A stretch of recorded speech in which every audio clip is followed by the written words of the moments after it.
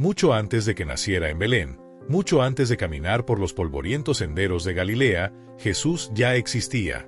Pero no de la manera que el mundo llegó a conocerlo. Antes de hacerse carne, antes de que un pesebre lo recibiera en una noche silenciosa, ya era. No simplemente como una figura celestial, sino como una presencia eterna, gloriosa, indescriptible. Las Escrituras revelan un aspecto de Cristo que muchos desconocen, una dimensión que trasciende la imagen del hombre compasivo que curaba enfermos y predicaba en colinas. Es una manifestación tan impactante que, cuando un ser humano la presenció, cayó al suelo como si hubiera muerto. Esta visión no fue un sueño ni una metáfora, fue un encuentro real, registrado con precisión en el libro de Apocalipsis. No se trata simplemente de un mensaje de esperanza. Es una colisión directa con la divinidad en su forma más pura, una revelación que cambia para siempre la forma en que entendemos quién es realmente Jesús. El testigo de esta visión no fue un desconocido.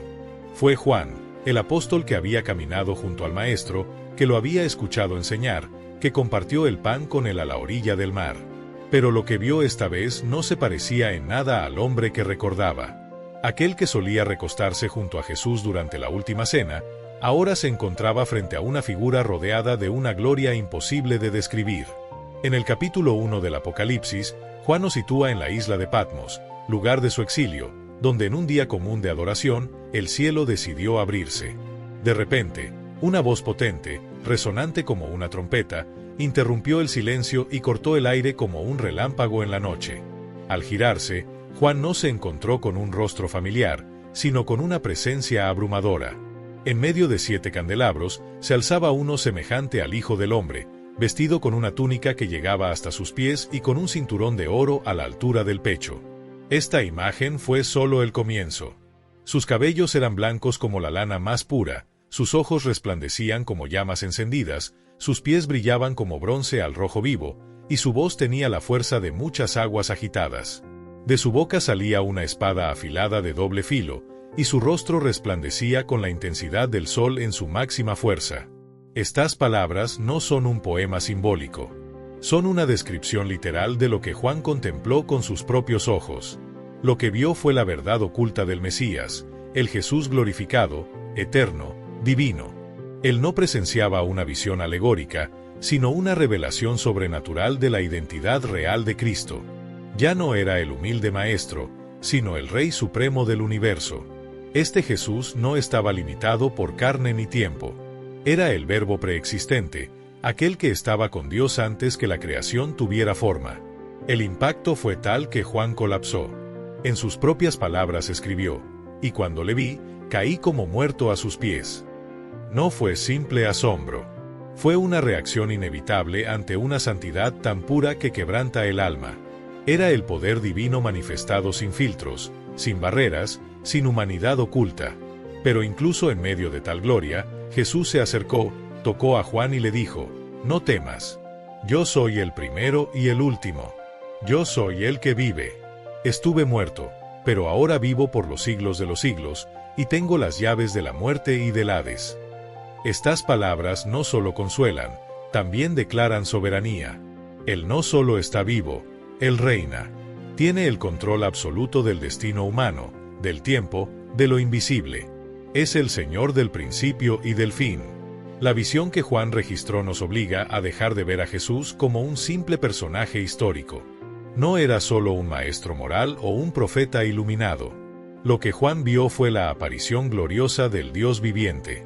Esta escena no es una representación artística o una metáfora teológica, es una presentación celestial del Cristo verdadero.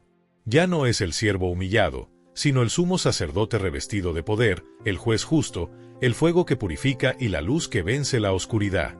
Cuando Juan fue testigo de esto, no estaba simplemente observando un evento futuro. Fue trasladado a una dimensión eterna, una realidad espiritual que siempre ha existido, pero que estaba velada a los ojos humanos.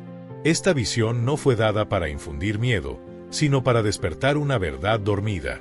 Y al contemplar esta figura glorificada, surge una pregunta inevitable.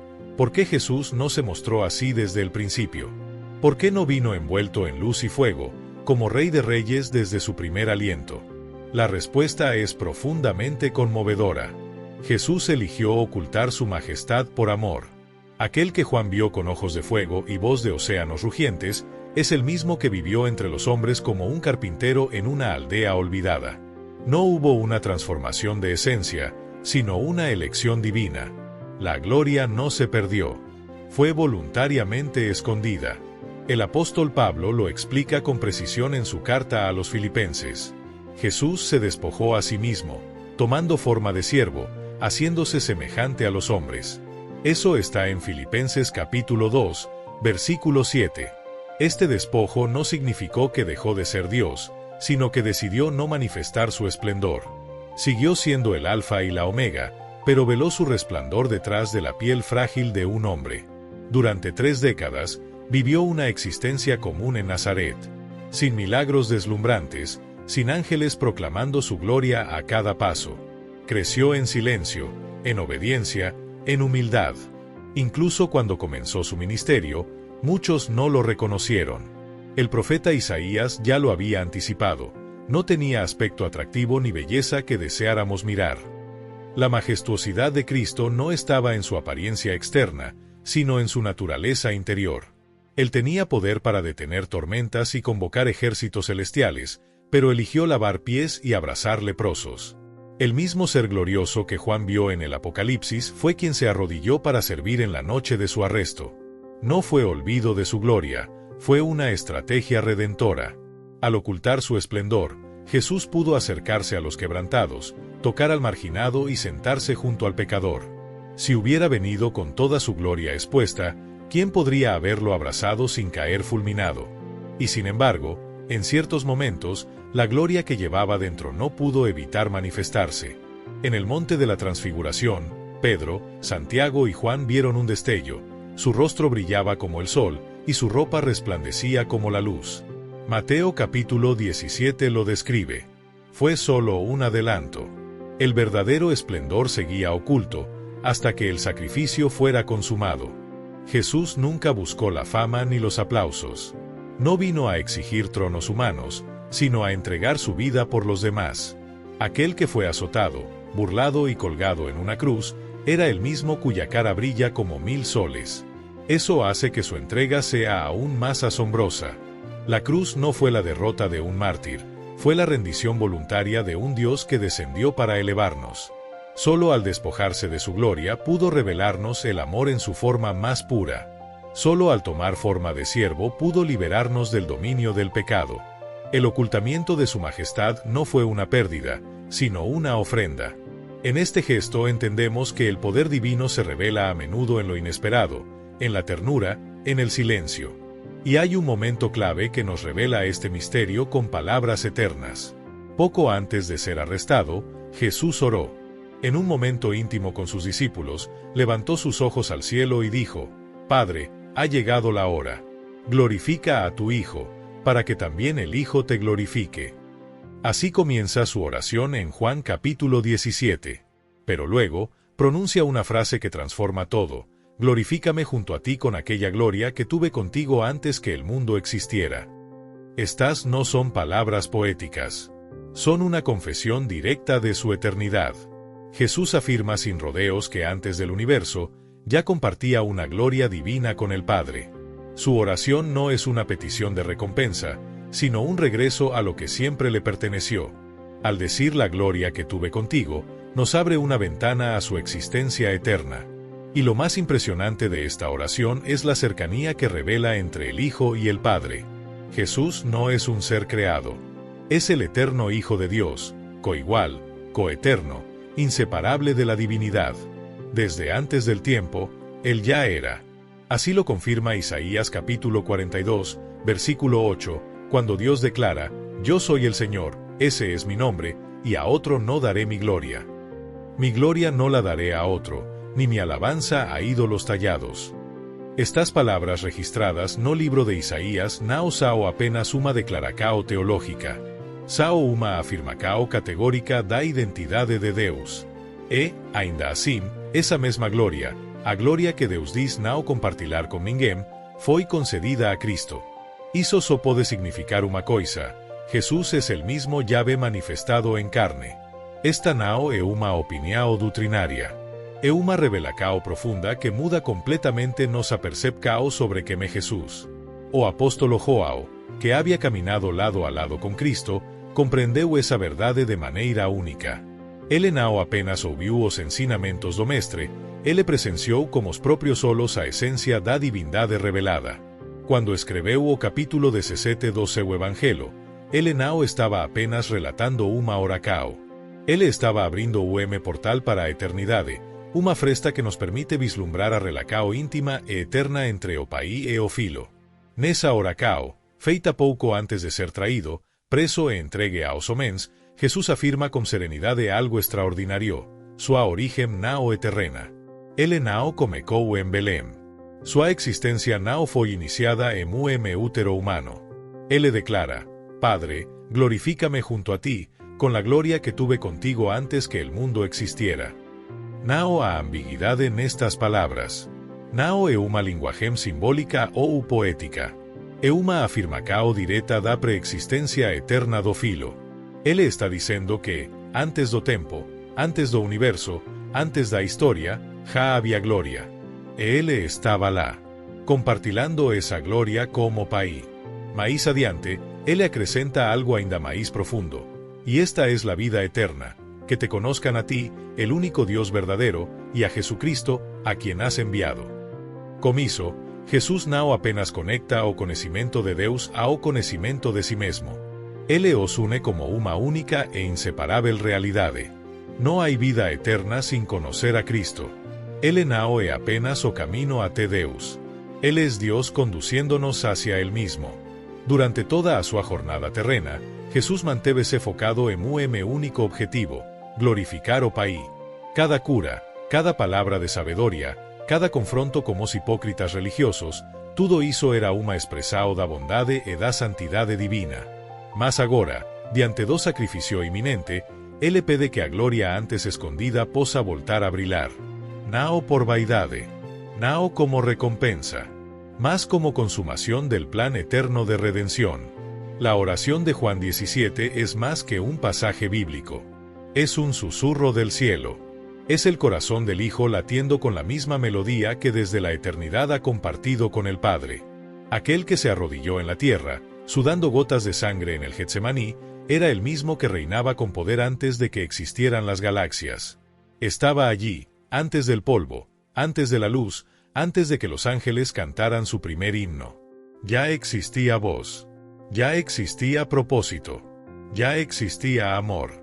Y en medio de esa eternidad perfecta, Jesús era. No era una idea futura. No era un proyecto en desarrollo. Era el agente creador. La Biblia, desde sus primeras líneas, deja entrever esta verdad gloriosa. En el primer versículo de Génesis está escrito: en el principio creó Dios los cielos y la tierra. Pero en el idioma original, hebraico, a palabra usada para Deus e Elohim, uma forma plural con verbo no singular. De tal lingüístico que, a luz da revelação posterior, se transforma numa chave poderosa.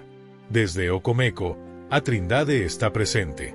Juan, al comenzar su evangelio, retoma esa misma idea y la expone sin rodeos. En el principio era el verbo, y el verbo estaba con Dios, y el verbo era Dios. Todas las cosas por él fueron hechas.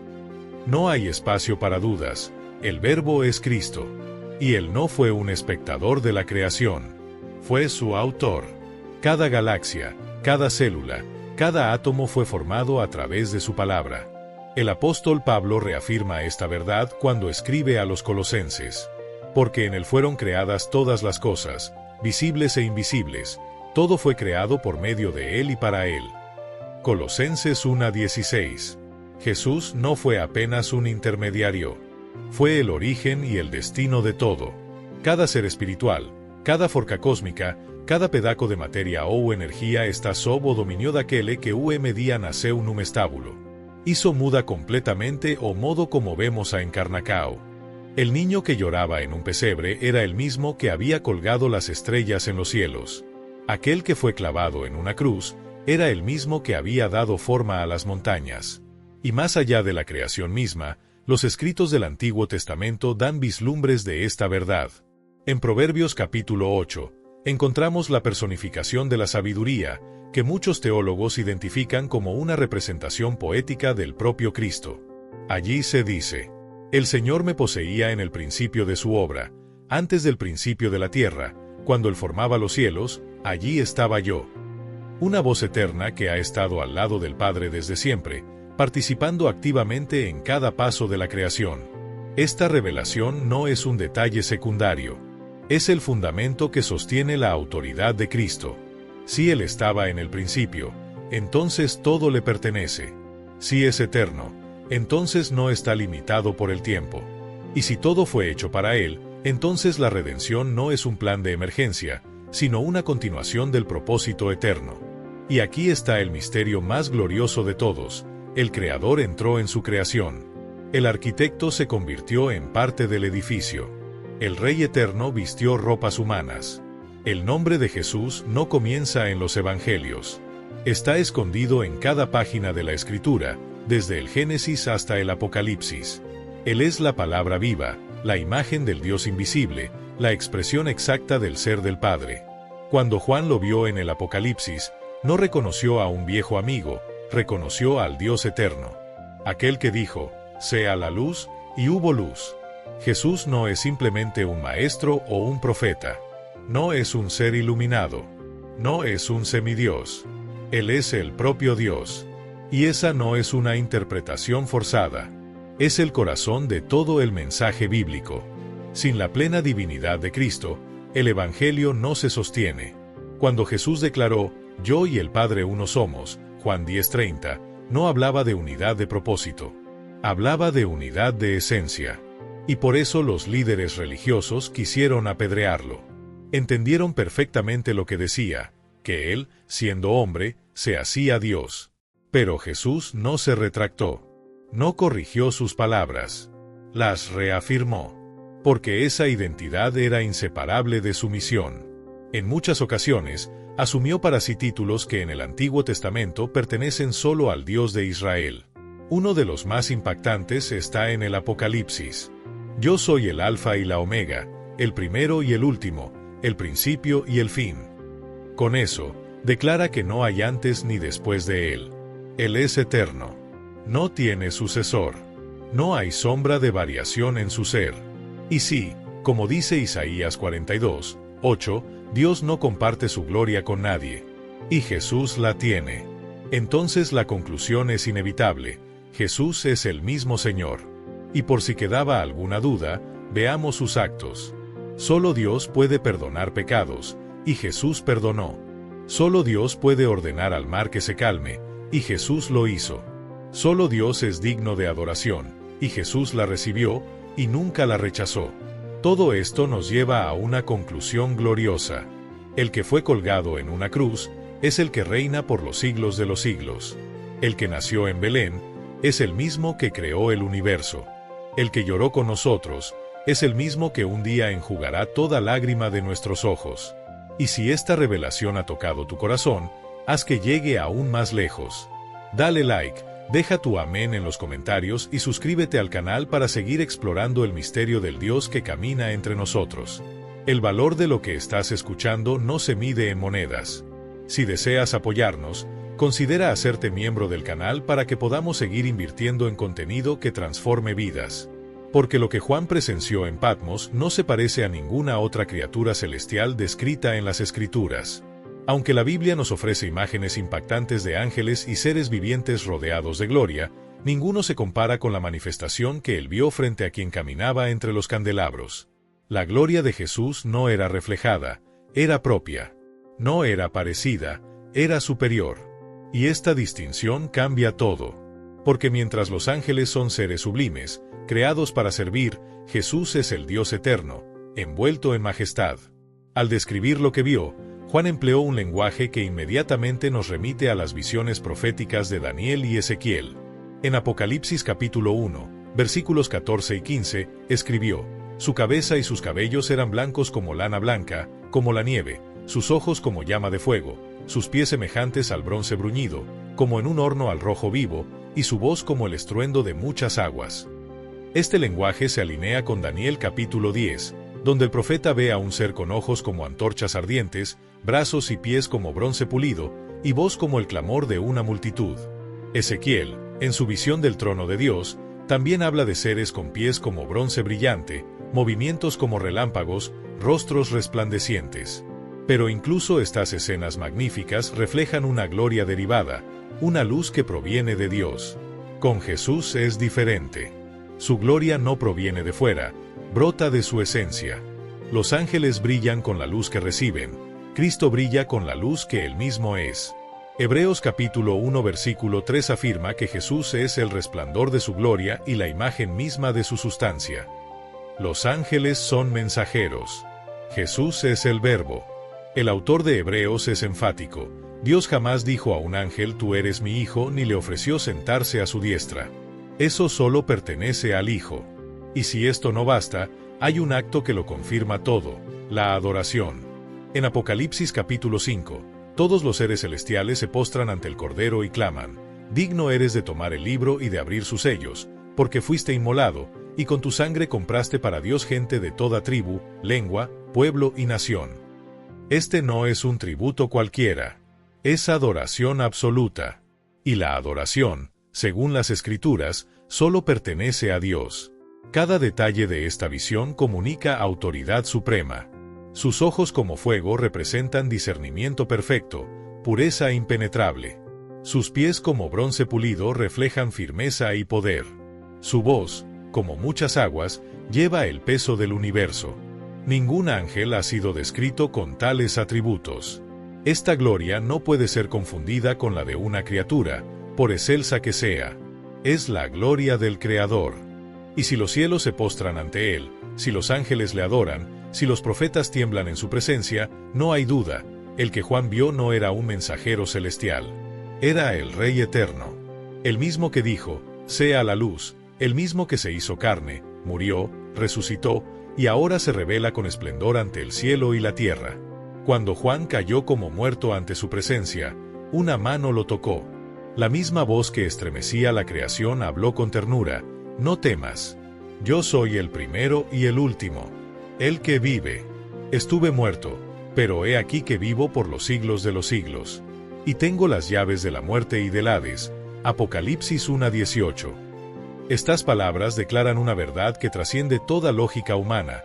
Jesús posee el control total sobre la vida, la muerte y el destino eterno. En la antigüedad, quien tenía las llaves tenía la autoridad. No era un símbolo decorativo, era el poder real de abrir o cerrar. Jesús no dice que las conquistó recientemente. Él afirma que las tiene. Y al decir que posee las llaves de la muerte, está declarando que el enemigo más temido por la humanidad ya no es una amenaza sin control. Él descendió, venció y regresó con autoridad total. La muerte, que antes significaba pérdida y separación, ahora es una puerta bajo la custodia de Cristo. Ninguna vida cruza ese umbral fuera de su conocimiento. Ninguna alma escapa de su mirada. Él es Señor incluso del mundo invisible. Y cuando dice que tiene las llaves del Hades, nos está revelando que incluso el lugar de los muertos está bajo su mando. El Hades, en la comprensión bíblica, es el estado intermedio donde van las almas al morir. Ya no es dominio del miedo. Es territorio gobernado por el Hijo de Dios. Ni siquiera Satanás posee ese tipo de autoridad. Él no es el Señor del infierno. Es un derrotado que será lanzado allí. El único que abre o cierra ese lugar es Jesús. Y su autoridad no fue ganada por fuerza bruta, sino por amor sacrificial. Jesús murió como hombre, pero resucitó como Rey eterno. Como Pablo escribió a los Filipenses, Dios lo exaltó hasta lo sumo y le dio un nombre sobre todo nombre, para que en ese nombre se doble toda rodilla. Filipenses 2, 9-10. Esta verdad cambia nuestra perspectiva sobre el final. Para el mundo, la muerte es el fin. Para los que creen en Cristo, es el principio de la eternidad bajo su dirección. Nada escapa de sus manos. Él tiene las llaves. Él tiene el juicio. Él tiene la gracia. La imagen de Jesús sosteniendo las llaves no es un símbolo religioso, es la declaración final de su soberanía. No hay tribunal, ni fuerza, ni dimensión que pueda contradecir su voluntad. La eternidad le pertenece. Y su poder no es solo para juzgar, sino también para liberar. ¿Cuántas personas viven oprimidas por el miedo a la muerte, por la culpa, por el terror de lo que vendrá? Pero el que tiene las llaves también abre las puertas de la misericordia. Juan no solo vio a un Cristo glorificado, vio a un Rey conmovido, cercano, tierno, soberano. Él no estaba delante de un profeta cualquiera. Estaba frente al que tiene la última palabra sobre cada destino. No como juez frío, sino como Cordero vencedor, como pastor fiel, como Señor de todo. Y si esta revelación está tocando tu corazón, ayúdanos a llevarla más lejos. Deja tu amén en los comentarios, suscríbete al canal, y comparte este mensaje para que otros también puedan conocer al Cristo glorificado que reina ahora y para siempre. Los reyes y emperadores terrenales vestían túnicas de oro, exigían ser adorados y gobernaban con puños de hierro. Pero Jesús no apareció envuelto en símbolos de opresión, sino con vestiduras sacerdotales, hablando con una voz que portaba la autoridad de la eternidad. No vino a someter por la fuerza, sino a declarar que el verdadero poder ya le pertenece. No necesita reclamar tronos humanos, porque ya reina desde el trono celestial. Esta revelación también vino a corregir una visión reducida de Cristo. Con el tiempo, incluso los discípulos podían llegar a recordarlo solo como un maestro admirable del pasado, alguien que vivió, murió y dejó un legado. Pero el Apocalipsis rompe esa imagen limitada. Jesús no es una figura histórica, es una realidad viva. Él se presenta como el que vive, el que posee las llaves, el que camina en medio de su pueblo, y el que volverá en gloria. El propósito de esta visión es restaurar la reverencia, reavivar la fe, encender la esperanza. Cuando Juan lo vio, cayó como muerto. No fue miedo físico, fue una respuesta inmediata a la conciencia de estar en presencia del Cristo en su plenitud. Y esta es justamente la visión que el mundo moderno necesita recuperar, no una imagen culturalmente diluida, no una representación domesticada, sino la revelación viva del Hijo de Dios, glorioso, soberano, presente y actuando. Aquel que se manifestó a Juan no lo hizo simplemente para consolarlo, sino para recordar al mundo que él sigue siendo el centro de todo. A través de toda esta jornada, hemos atravesado el velo del tiempo y contemplado a aquel que estaba con Dios antes del principio. Hemos visto a Jesús en su gloria eterna, escuchado su voz como muchas aguas, y comprendido que no es solo una figura central del cristianismo, Él es Dios mismo. Desde su existencia antes de la creación, hasta su revelación gloriosa en el Apocalipsis, la identidad de Jesucristo ha quedado clara, firme, innegable. Él no fue solo un maestro ni un ser angelical. Él es el Verbo eterno, el Creador del universo, el Rey glorificado que reina con justicia y misericordia. No comparte su gloria porque Él mismo es la gloria. Tiene las llaves de la muerte y de la eternidad, porque todo subsiste en Él. Y ante esta realidad, solo queda una pregunta: ¿cómo debemos vivir hoy? La respuesta no necesita ser complicada. Está implícita en todo lo que hemos visto. Si Él es el centro de la creación, entonces debe ser el centro de nuestra vida. Si es el Rey eterno, todo lo que hacemos debe estar bajo su voluntad. Si es el Dios viviente, nuestra existencia solo tiene sentido conectada a Él. Y si nos amó tanto como para ocultar su gloria y salvarnos, ¿cómo podemos seguir siendo indiferentes? Este Jesús glorioso y eterno sigue hoy llamando corazones. No solo busca ser reconocido como Salvador, sino aceptado como Señor. Y Él sigue caminando entre su pueblo, con ojos como fuego, no para condenar, sino para restaurar. Está vivo, reina, y volverá.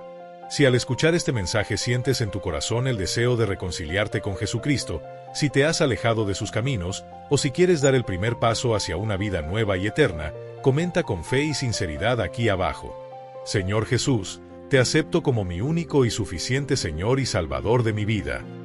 Y si ya le entregaste tu vida, escribe con alegría en los comentarios: Amén. Esto ayuda a que este mensaje llegue aún más lejos y toque muchas más vidas. Comparte este video con alguien que ames. Que la verdad revelada hoy nos impulse a vivir con los ojos fijos en Cristo, el Alfa y la Omega, el principio y el fin, el mismo ayer, hoy y por los siglos. Hasta el próximo mensaje.